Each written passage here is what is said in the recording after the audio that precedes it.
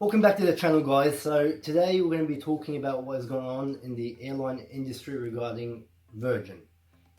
Now, Virgin currently has went into voluntary administration due to the fact that it's doing badly, just like any other airline, but Virgin specifically now is doing very bad. So what do we know? Firstly, we know that they have $7 billion in debt to 12,000 creditors. They owe $500 million to employees. Mind you, all this is throughout these years, they've had continuous losses throughout. They haven't made profit. Their shareholders, such as Etihad, Singapore Airlines, H&A China, and a couple other more airlines which are invested in Virgin, are not willing to help them or fund them to get them out of the crisis that they're in. Now, that's a fair point, since they might shut down, but they should help out their airline that they invested in order for it not to be a bigger loss. Or on the other hand, it might be a total loss if the Virgin does not come out of this crisis. So Virgin did not only ask their shareholders for funding and help, but they also asked the federal government. But Qantas jumped in here and said, well, no, if you give them money, we want money too. Mind you though, Qantas is doing very well, even with everything going on, because their stocks as well, just like any other airline, were going down, due to the COVID-19 situation. But they had taken out a loan for a large sum of money, which in return, they have a high interest to pay on it and a amount of time, or else their planes, which are put for collateral, will be taken. Smart move though, because it gets cash flow coming in quickly. Their stocks had went up and they got money to play with, since travel isn't that high currently. So anyway, Qantas said, well, no, if you give them a loan, we want a loan. It's like, well, you're already doing well. Let another airline, they don't have the funds or the money means like you do. Let them just borrow it. So the federal government said, no, we're not going to give you anything, and therefore Virgin is stuck. So hence the voluntary administration part. Now, also they owe a lot of people, not only a lot of creditors and employees for money, but they also owe the airports. For example, Adelaide and Perth Airport in Australia, they owe them money. So what did the airports decide to do? They decided to block off Virgin's aircraft that are parked on the tarmac at the airports through bulldozers or the tow trucks that are used to tow planes, in order for them not to be moved out, or for Virgin to take the airplanes and take off and put it back into hiding.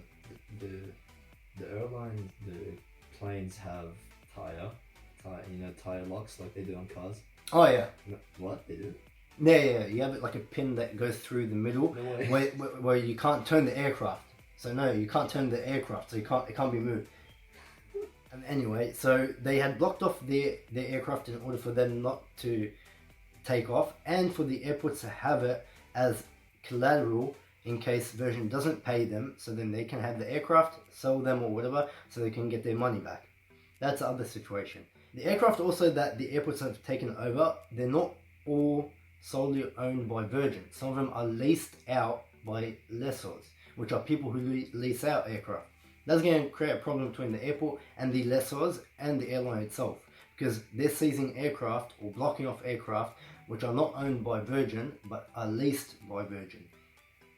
Now, next point would be is that Deloitte is the company that took over currently to manage Virgin. Now, what that means is that they took legal action in order for Virgin to continue operating, even though they don't have money, they're in debt, and they can't afford to continue operation, but for a limited time until a possible solution can be derived.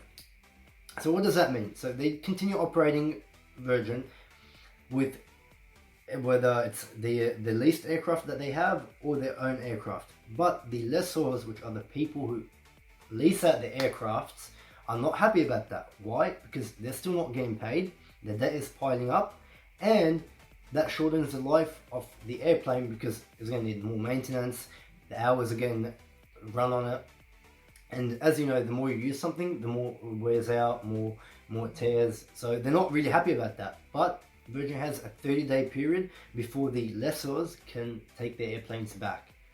It's not all doom and gloom for Virgin. If it does come out of it and it gets restructured properly, it will be a more competitive airline due to the fact that it will have no regional routes, which will make it better for them because the regional routes aren't that profitable.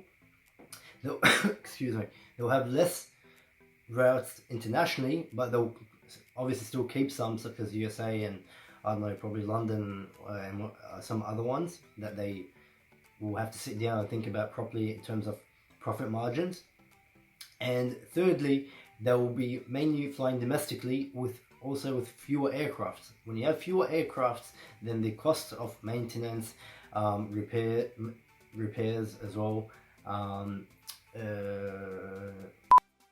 With having less aircraft, it's better for them because it will mean less maintenance costs, less jet fuel, less crew members as well. So it's all cutting down to costs, and there'll be a big play for Virgin if they do come out of it.